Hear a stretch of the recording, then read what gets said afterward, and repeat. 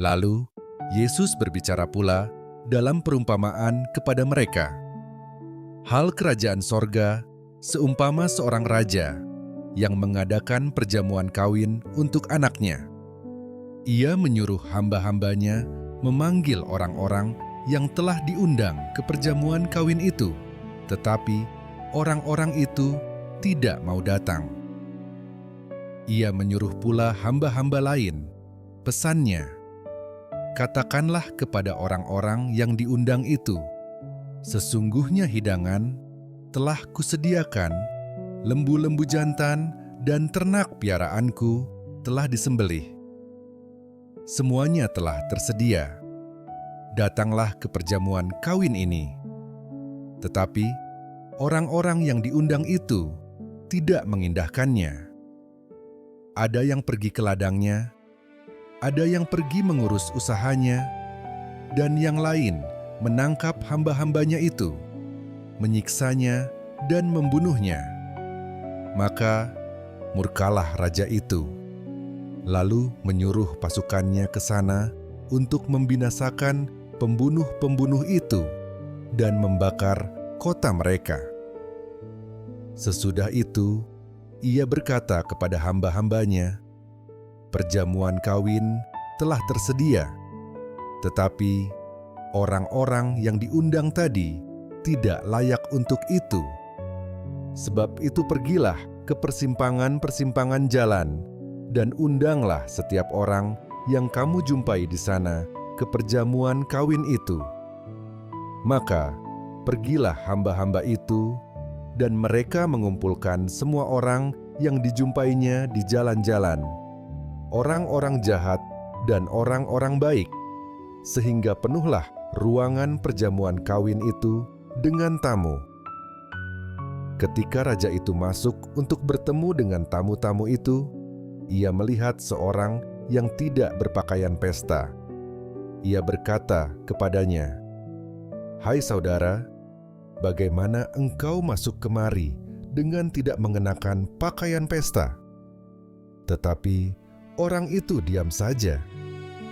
Lalu kata raja itu kepada hamba-hambanya, "Ikatlah kaki dan tangannya, dan campakkanlah orang itu ke dalam kegelapan yang paling gelap. Di sanalah akan terdapat ratap dan kertak gigi, sebab banyak yang dipanggil, tetapi sedikit yang dipilih." Kemudian pergilah orang-orang Farisi. Mereka berunding bagaimana mereka dapat menjerat Yesus dengan suatu pertanyaan. Mereka menyuruh murid-murid mereka bersama-sama orang-orang Herodian bertanya kepadanya, "Guru, kami tahu Engkau adalah seorang yang jujur dan dengan jujur mengajar jalan Allah, dan Engkau tidak takut kepada siapapun juga, sebab Engkau tidak mencari muka. Katakanlah kepada kami pendapatmu. Apakah diperbolehkan membayar pajak kepada kaisar atau tidak?" Tetapi Yesus mengetahui kejahatan hati mereka itu, lalu berkata, "Mengapa kamu mencobai aku, hai orang-orang munafik? Tunjukkanlah kepadaku mata uang untuk pajak itu." Mereka membawa suatu dinar kepadanya. Maka ia bertanya kepada mereka, "Gambar dan tulisan siapakah ini?" Jawab mereka, "Gambar dan tulisan Kaisar." Lalu kata Yesus kepada mereka, "Berikanlah kepada Kaisar apa yang wajib kamu berikan kepada Kaisar, dan kepada Allah apa yang wajib kamu berikan kepada Allah." Mendengar itu heranlah mereka dan meninggalkan Yesus lalu pergi. Pada hari itu, datanglah kepada Yesus beberapa orang Saduki yang berpendapat bahwa tidak ada kebangkitan. Mereka bertanya kepadanya, "Guru, Musa mengatakan bahwa jika seorang mati dengan tiada meninggalkan anak, saudaranya harus kawin dengan istrinya itu dan membangkitkan keturunan bagi saudaranya itu. Tetapi di antara kami ada 7 orang bersaudara. Yang pertama kawin, tetapi kemudian mati. Dan karena ia tidak mempunyai keturunan, ia meninggalkan istrinya itu bagi saudaranya.